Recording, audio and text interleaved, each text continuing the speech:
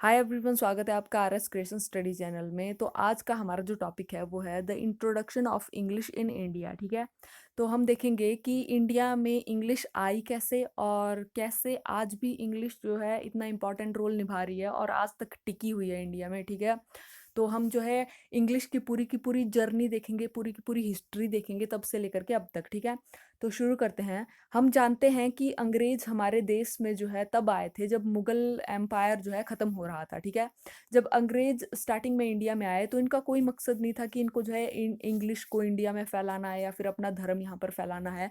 उस टाइम इनका सिर्फ और सिर्फ एक ही मकसद था, वो था व्यापार करना। ठीक है, इनको जो है व्यापार करना था और मुनाफा कमाना था कैसे भी करके। क्योंकि सबसे पहले इंडिया में जो है ईस्ट इंडिया कंपनी आई थी। ठीक है, आप सबको पता होगा ईस्ट इंडिया कंपनी के बारे में।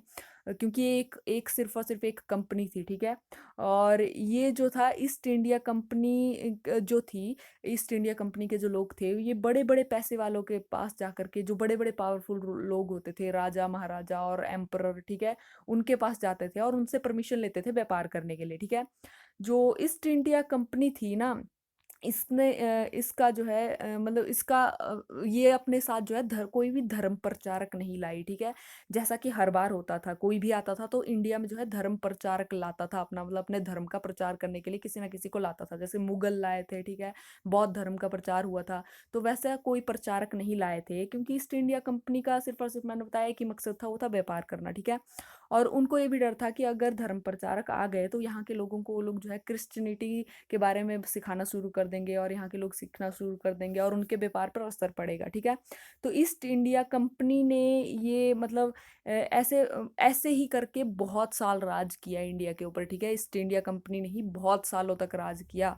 तब तक जो है इसने राज तो किया, सिर्फ व्यापार ही किया इंडिया के साथ। ठीक है, बाकी इंडिया के लोगों को में कोई इंग्लिश सिखाना स्टार्ट नहीं किया। ठीक है, कोई कुछ करना स्टार्ट नहीं किया। ठीक है, ये कैसे स्टार्ट हुआ? ये धीरे धीरे स्टार्ट हुआ फर्स्ट फेज में। ठीक है, फर्स्ट फेज था आपका 1800 से लेकर के 1857 के बीच में। ठीक है, तो फर्स्ट फेज के बारे में हम जानेंगे सबसे पहले। तो यहाँ पर क्या हुआ है, जो फेज वन है इसमें यहाँ पर जो है स्टार्ट हुआ इंग्लिश का इंडिया में धीरे धीरे आना। और कैसे हुआ? ये हुआ चार्टर एक्ट 1813 की बदौलत। ठीक है, इस एक्ट की वजह से हुआ। इस एक्ट में क्या था? इस एक्ट में था कि जो ब्रिटिश पार्लियामेंट थी उन्होंने ईस्ट इंडिया कंपनी को ये ऑर्डर दिया कि आप लोग जो है 1 लाख रुपीज जो है एजुकेशन की डेवलपमेंट के ऊपर खर्च करोगे हर साल का। ठीक है, 1 लाख रुपए। और इसमें क्या हुआ कि ब्रिटिश इंडिया कंपनी की जो मोनोपोली थी ना, वो सीमित कर दी गई ब्रिटिश गवर्नमेंट के द्वारा। मतलब पहले क्या था कि सिर्फ और सिर्फ इंडिया में जो है ना, सिर्फ और सिर्फ ईस्ट इंडिया कंपनी ही व्यापार कर सकती थी। ठीक है, तो क्या हुआ कि धीरे धीरे जो था इंडस्ट्रियल रेवोल्यूशन आ रहा था, तो इंग्लैंड में जो है लोग, वहाँ के लोग जो है, मतलब वहाँ की जो और भी कंपनियां थी वो कह रही थी कि हमें भी अधिकार दो इंडिया में जो है व्यापार करने का। सिर्फ एक ईस्ट इंडिया कंपनी ने ही ठेका थोड़ी ना ले रखा है। ठीक है, तो वहाँ पर जो है रेवोल्यूशन होना स्टार्ट हुआ, तो जो ब्रिटेन की गवर्नमेंट थी उनको जो है और कंपनियों को भी अधिकार देने पड़े। ठीक है, तो एक मोनोपोली होता है सिर्फ और सिर्फ एक ही कंपनी का अधिकार। अगर आप मतलब किसी कंपनी को मोनोपोली मिलती है तो इसका अर्थ होता है कि वही व्यापार कर सकती है सिर्फ, और कोई कंपनी जो है उस एरिया में व्यापार नहीं कर सकती। ठीक है, तो 1813 में ये चीज जो है खत्म हो गई।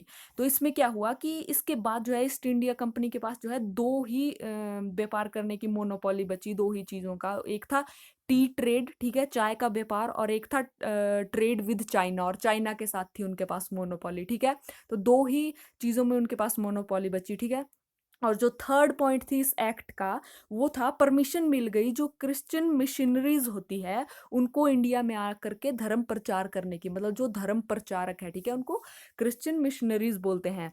तो यहाँ पर जो है धर्म प्रचार होना भी स्टार्ट हो गया इस एक्ट के बाद, चार्टर एक्ट के बाद। तो ये जो चार्टर एक्ट 1813 है ये बहुत ही इंपॉर्टेंट है। ठीक है, और एजुकेशन में भी इससे बहुत ज़्यादा क्वेश्चन पूछे जाते हैं एजुकेशन की फील्ड में, कि इस क्योंकि इस एक्ट में जो है एजुकेशन की स्टार्टिंग हो गई थी इंडिया में। ठीक है, रेवोल्यूशन धीरे धीरे आना स्टार्ट हो गया था इंडिया में।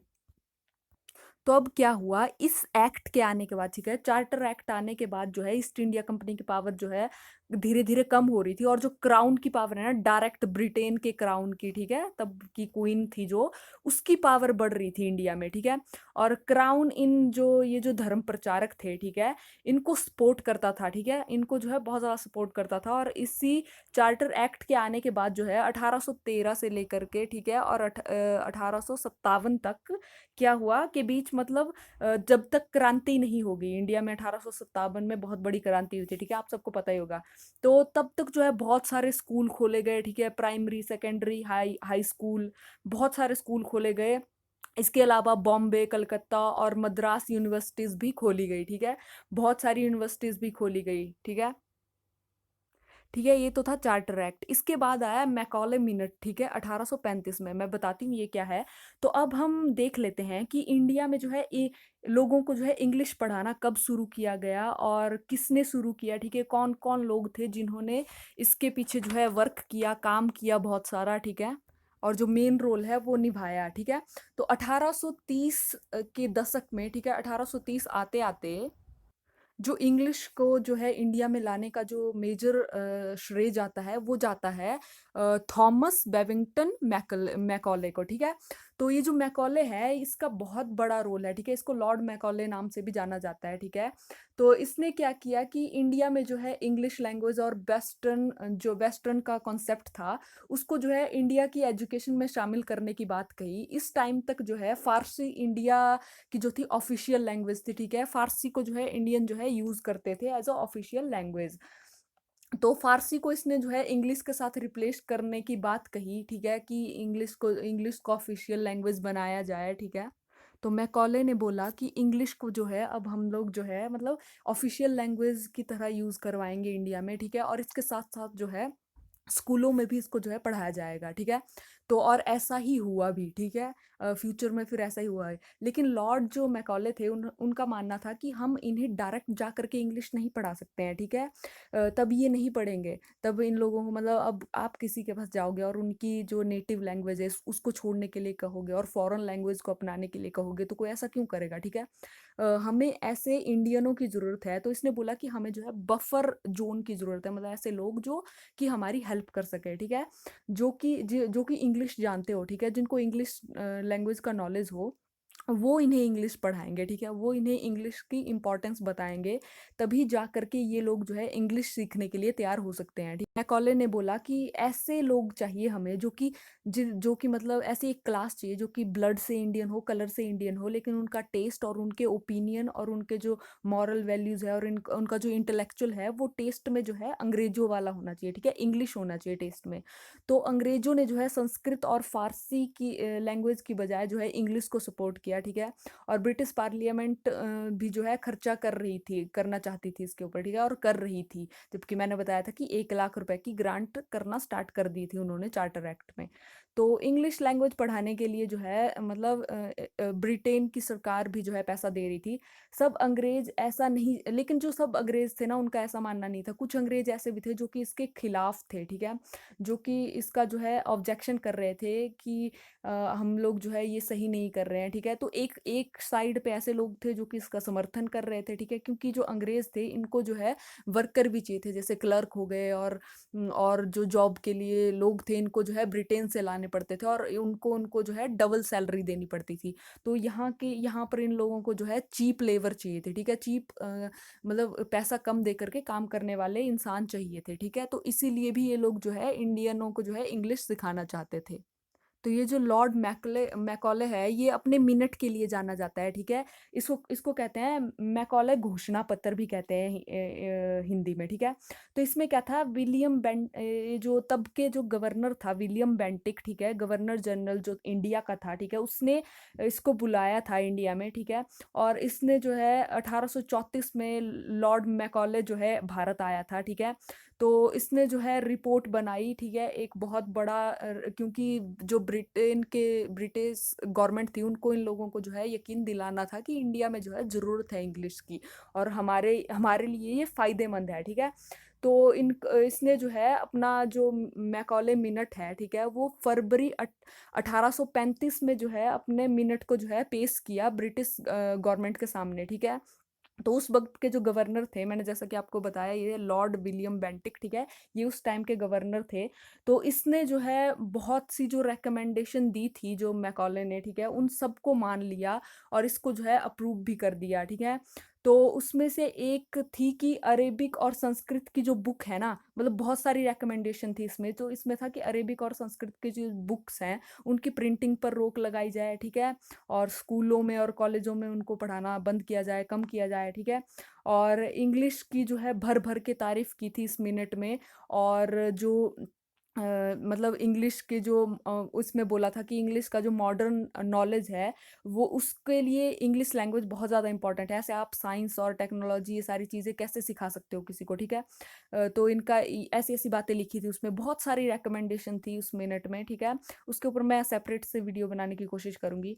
और बहुत ही यूज़फुल है इंग्लिश, ये सब कुछ लिखा। और संस्कृत और अरेबिक लैंग्वेज की जो है भर भर के बुराइयाँ की, ठीक है। तो जो इंडियन लैंग्वेजेस थी उनकी बुराइयाँ की। तो इन सब स्ट्रॉन्ग पॉइंट की वजह से जो मिनट है, जो मैकॉले का मिनट है, उसको जो है विलियम बेंटिक ने जो है एक्सेप्ट कर लिया और मंजूरी दे दी उन सारी रिकमेंडेशन को मानने की, ठीक है। तो अब तक ये जो पीरियड चल रहा था, ठीक है, इसको जो है लिटरेरी हिस्ट्री में जो है रोमांटिक पीरियड के नाम से जाना जाता है, ठीक है। तब के जो पोइट थे वो थे ब्लेक, वर्डवर्थ, कॉलरिज, शेली और कीट, ठीक है। ये सारे पोइट जो थे उस टाइम एक्टिव थे, ठीक है। तो इसमें जो था सिर्फ और सिर्फ अंग्रेज ही इंग्लिश लैंग्वेज को सिखाने सिखाने के उसमें नहीं थे, ठीक है। कुछ इंडियन भी इसके पक्ष में थे कि इंडियनों को जो है इंग्लिश सीखनी चाहिए, ठीक है। जैसे कि राजा राम मोहन रॉय, ठीक है, इनका नाम आपने बहुत बार सुना होगा। ये ग्रेट रिफॉर्मर थे, ठीक है। इन्होंने बहुत ज़्यादा सोशल वर्क किया है, जैसे चाइल्ड मैरिज ख़त्म करना हुआ, सती प्रथा ख़त्म करना हुआ, ठीक है। तो इनका मानना था कि इंडियनों को अगर आगे बढ़ना है, अगर उनको जो है साइंस पढ़नी है, टेक्नोलॉजी में आगे बढ़ना है और बहुत सी चीज़ों को जो है चीज़ों में नॉलेज गेन करना है, तो उनको इंग्लिश सिखाना जो है बहुत इंपॉर्टेंट है, ठीक है। ये तो यहाँ तक खिलाफ थे कि एक संस्कृत कॉलेज की स्थापना के टाइम पे जो थे, ये उसके अगेंस्ट थे, ठीक है। ये बोलते थे कि इंडिया में आप क्यों खोल रहे हो ऐसे संस्कृत और हिंदी कॉलेज, ठीक है। आपको जो है मतलब इंग्लिश लैंग्वेज वाले कॉलेज खोलने चाहिए, ठीक है। तो ये जो थे इंग्लिश लैंग्वेज को जो है इन्होंने बहुत ज़्यादा सपोर्ट किया था, ठीक है। इनका भी बहुत बड़ा हाथ रहा है इंडिया में इंग्लिश को जो है एस्टेब्लिश करने में, ठीक है। इसके बाद जो है 1838 में जो है लॉर्ड मैकॉले इंडिया से चला गया, ठीक है। इसके जाने के बाद बहुत सारे स्कूल, मतलब 1840 और 1850 में जो है बहुत सारे स्कूल्स खोले गए, ठीक है। और क्रांति होने से पहले पहले, ठीक है, 1857 की क्रांति होने से पहले पहले बॉम्बे यूनिवर्सिटी, कलकत्ता यूनिवर्सिटी और मद्रास यूनिवर्सिटी भी खोल दी गई थी, ठीक है। जैसे ही 1857 की क्रांति हुई, तो जो ईस्ट इंडिया कंपनी थे उससे जो बचे कुचे कुछ अधिकार उसको दिए थे, उनको भी छीन लिया गया, ठीक है। और सारी की सारी जो पावर थी वो डायरेक्ट क्राउन के हाथों में चली गई, ठीक है। तो डायरेक्ट क्राउन ने रूल किया, ठीक है, और उसको इंडिया को जो है अपनी कॉलोनी बना लिया है। तो इंडिया जो था ब्रिटेन के डायरेक्ट रूल के अंडर था, ठीक है। इसके बाद क्या हुआ, इसके बाद जो है ये जो सेकंड और थर्ड फेज है ना, इनमें बहुत सारे एक्ट बने, ठीक है। बहुत ज़्यादा डेवलपमेंट हुई इंग्लिश के, मतलब जो आगे के 90 साल थे, ठीक है, जब तक हम आज़ाद नहीं हो गए, तो क्राउन के अंडर तो जो है बहुत ज़्यादा डेवलपमेंट हुई इंग्लिश लैंग्वेज की, ठीक है। जो 90 साल थे अगले, उसमें बहुत ज़्यादा डेवलपमेंट हुई। और तो और जो नौकरियां थी, ठीक है, उनमें भी जो है इंडियनों को जो है इंग्लिश आना जरूरी थी, तभी उनको नौकरीज मिलती थी, सरकारी नौकरीज, ठीक है। जैसे इंडियन सिविल सर्विस में भी इंडियनों को लेना स्टार्ट कर दिया गया था, ठीक है, जो सिविल सर्विस थी उसमें भी। तो और भी बाकी नौकरियां थी, तो उसके लिए जो थे इंडियन जो थे इंग्लिश पढ़ रहे थे, ठीक है। तो यहाँ पर जो है इंडियन जो है बहुत ज़्यादा ध्यान दे रहे थे इंग्लिश के ऊपर। और इसके बाद जो लिटरेचर था वो भी यहाँ के लोगों ने जो है उसको भी अपनाना स्टार्ट कर दिया था, उसको भी लिखना स्टार्ट कर दिया था, ठीक है।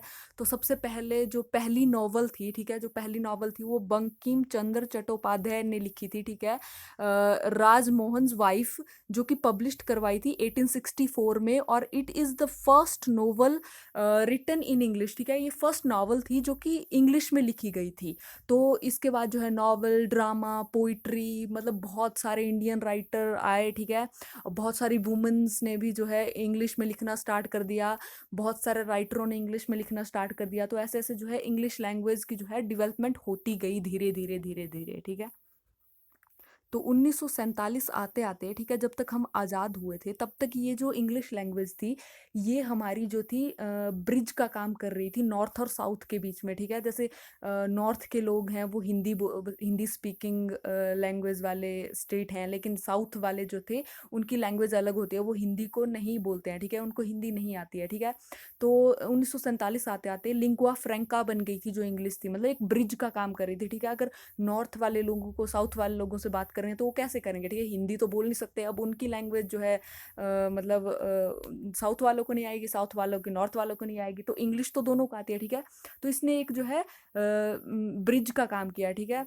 तो साउथ और नॉर्थ के बीच में जो है ये ब्रिज का काम करती गई, ठीक है? क्योंकि जब जो है इंडिपेंडेंस मिल गई तब ये कोशिश की गई कि हिंदी को जो है राष्ट्रीय भाषा बना दिया जाए, कि मतलब हिंदी को जो है ऑफिशियल लैंग्वेज बनाया जाए, इंग्लिश को नहीं, ठीक है? लेकिन जो नॉर्थ के लोग थे वो हिंदी स्टेट थे, ठीक है? जो नॉर्थ के स्टेट थे वो हिंदी स्टेट थी, लेकिन जो साउथ के लोग थे उन्होंने प्रोटेस्ट करना स्टार्ट कर दिया कि ऐसा कैसे आप जो है हिंदी को जो है ऑफिशियल लैंग्वेज बना सकते हो, ठीक है? तो उसके बाद जो है थ्री लैंग्वेज फार्मूला आया, आप सब जानते हो कि एक जो है आपकी अपनी रीजनल लैंग्वेज हो सकती है, एक आप जो है बाहरी फॉरेन लैंग्वेज को बना लीजिए, एक और, मतलब थ्री लैंग्वेज फार्मूला, ठीक है? तो ये डिसाइड हुआ कि इंग्लिश को जो है कुछ सालों के लिए जो है टेम्पररी रखा जाएगा, ठीक है? 1965 तक रखा जाएगा, 15 सालों तक रखा जाएगा, लेकिन इंग्लिश आज भी वैसी की वैसी ही यूज़ होती है इंडिया में, और इसके साथ जो है मतलब इसको जो है हटाया नहीं गया है, ठीक है? टिल मतलब फोर्थ फेज में भी आज चली हुई है, जबकि फोर्थ फेज में सोचा था कि इसको जो है रिमूव कर देंगे इंग्लिश को और हिंदी या फिर कोई और लैंग्वेज को रखेंगे, लेकिन ऐसा नहीं हुआ। इंग्लिश आज भी वैसी की वैसी है, इवन इंग्लिश आज जो है ग्लोबली लैंग्वेज बन गई है, इंग्लिश की ज़रूरत जो है आज जो है पहले से ज़्यादा हो चुकी है, ठीक है? अब तो जो है इसको हटाना में भी नामुमकिन है। तो तो हिंदी और इंग्लिश के साथ-साथ हमारे संविधान में जो है और भी मतलब इन दोनों को मिला कर के 22 भाषाओं को हमारे संविधान में जो है ऑफ़िशियल लैंग्वेज की जगह दी गई है, ठीक है? हमारे संविधान में 22 लैंग्वेजेज़ हैं, जो कि मतलब अलग-अलग स्टेट में अलग-अलग जगह पे यूज़ होती हैं, ठीक है? क्योंकि इंडिया जो है दुनिया की एक ऐसी कंट्री है जहाँ पर इतनी ज़्यादा डाइवर्सिटी है लैंग्वेज में, ठीक है? इतनी सारी लैंग्वेजेज़ बोली जाती हैं, ठीक है? तो इसलिए तो मैंने आपको ये बता दिया है, ये जो 4 फ़ेजेज़ हैं, तो इन 4 फ़ेजेज़ में जो है इंडिया में जो है इंग्लिश का इंट्रोडक्शन हुआ है, ठीक है? इंग्लिश स्टार्ट हुई है और आज भी चली जा रही है, ठीक है? आज भी कंटिन्यू है। तो आप आई होप आप इन 4 फ़ेजेज़ को बहुत ध्यान से पढ़ेंगे और इनमें आप जो है इन्फॉर्मेशन ऐड करेंगे। तो आई होप आपको मेरी वीडियो जो है अच्छी लगी होगी। अगर अच्छी लगी होगी तो प्लीज़ मेरे चैनल को लाइक, शेयर और सब्सक्राइब ज़रूर कीजिए। Thank you for watching my video. Take care, bye bye.